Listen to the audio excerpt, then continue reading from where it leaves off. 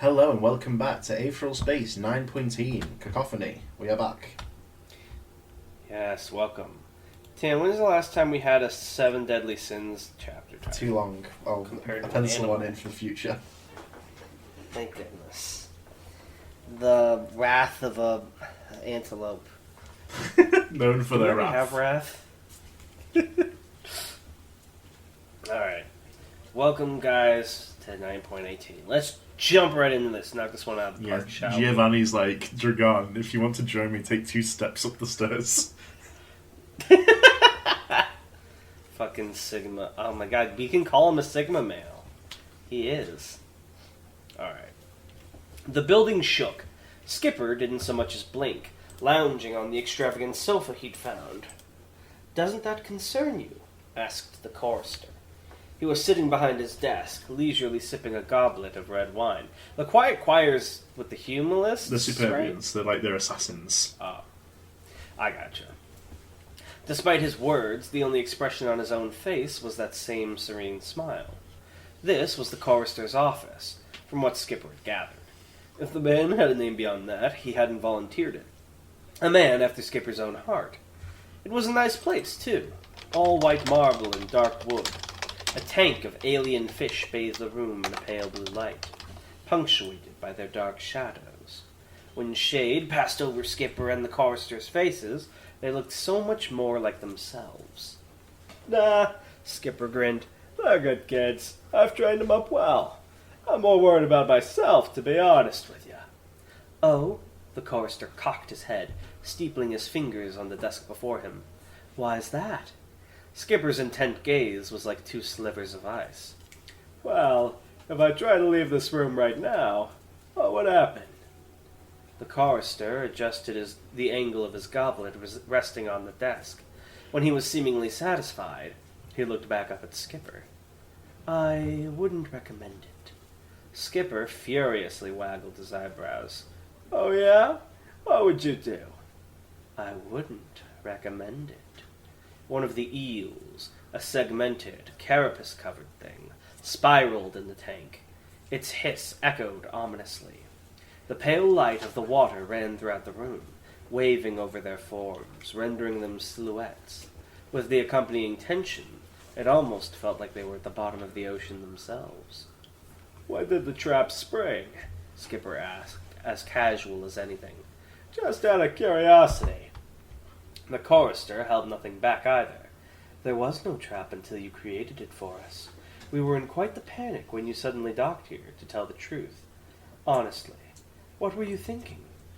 "If I asked you guys why you wanted us dead," Skipper said, leaning forward, "would you tell me? Or would that be giving away secrets?" "It would be," the chorister nodded, "if I had any secrets to give you. I'm afraid I wouldn't know what exactly Dragon Hadrian has done to warrant such ire." So it was a personal thing, and it was against Dragon specifically.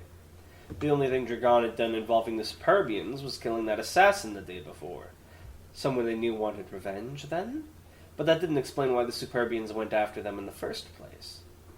"Man, that sucks," Skipper sighed, twisting over on the couch to lie down on it horizontally. He put his arms behind his head as a pillow, letting his eyes gently close. "Oh, you're certainly making yourself comfortable." There was a note of wry amusement in the chorister's voice. Skipper yawned. "Sure am. Besides, this is a good opportunity for me." The chorister's expression changed, his smile flipping into a bemused frown. "An opportunity?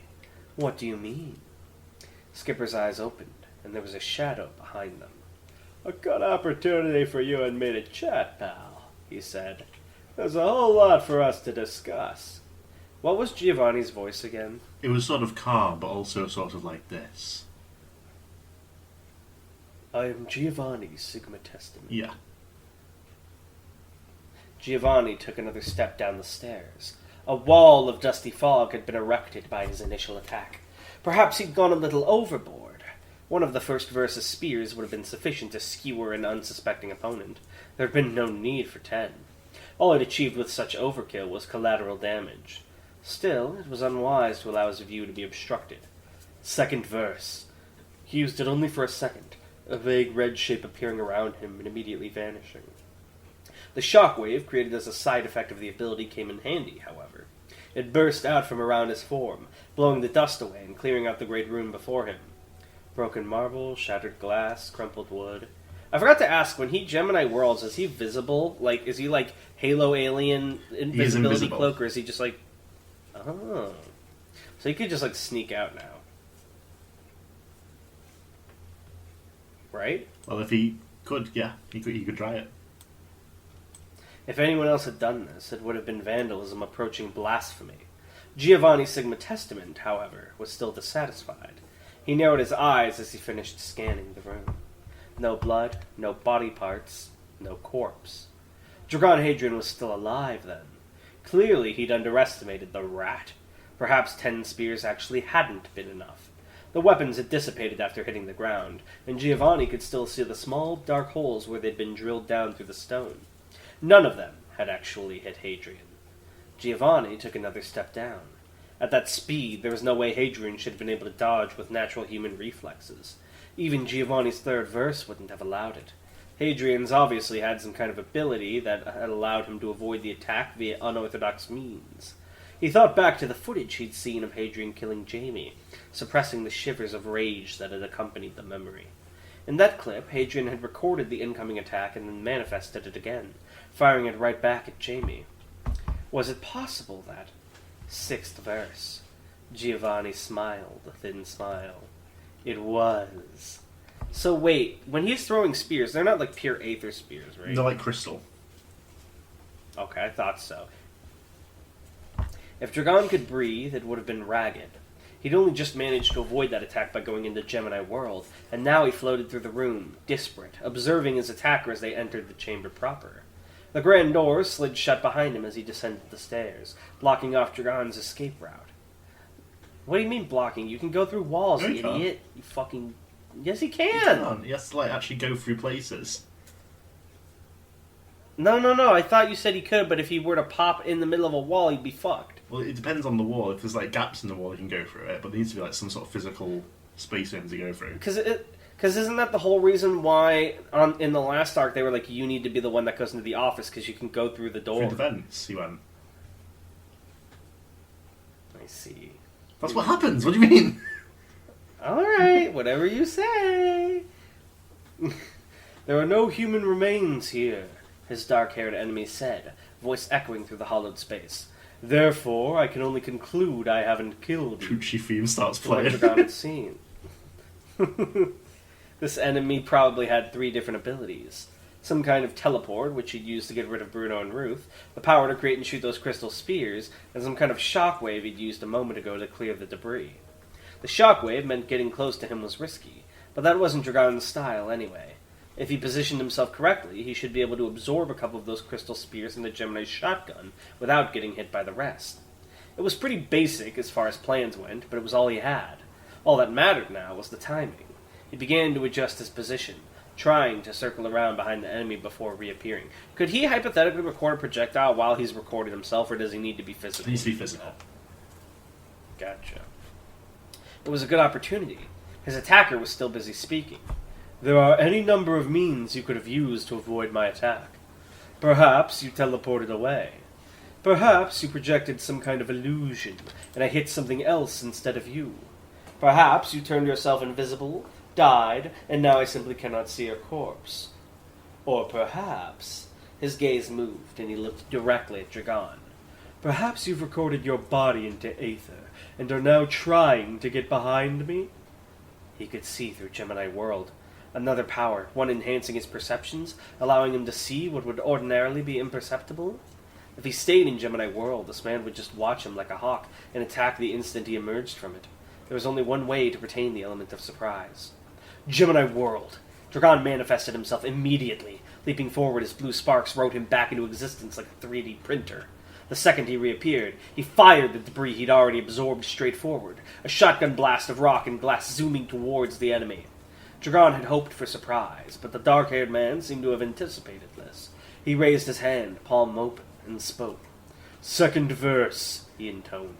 First verse. With his first two words and an accompanying shockwave, a bubble of crimson crystal formed around him, creating a shield that deflected Dragon's attacks. With his last two words, 4 more crystal spears appeared, each aiming at a different part of Dragon's body, and fired. Gemini World was useless for hiding here, but there was no better way to dodge multiple attacks like this. Gemini World! He vanished in the instant the spears were about to hit him, and appeared again a second later. With a rush of movement, he grabbed his pistol from its holster and pointed it at the impact. Pain! Dragon looked down. There, protruding from his left leg, was one of the crystal spears, its red color cemented by Dragon's blood. It had gone right through Dragon's knee, lodging in the wound. A ricochet. Of course, that was why this bastard had kept the shield up. The spear finally vanished, and Dragon collapsed to the floor. The wound in his leg, finally made open, began gushing out blood copiously. The pain was excruciating, burning, like some organ had malfunctioned and started producing acid inside of him. Dragon clutched his damaged leg, teeth bared to such a degree that they too were agony, and whimpered. Out of the corner of his eye, he saw the shield around his opponent disappear, and they took a confident step forwards. Giovanni Sigma Testament, they smiled, looking down at him.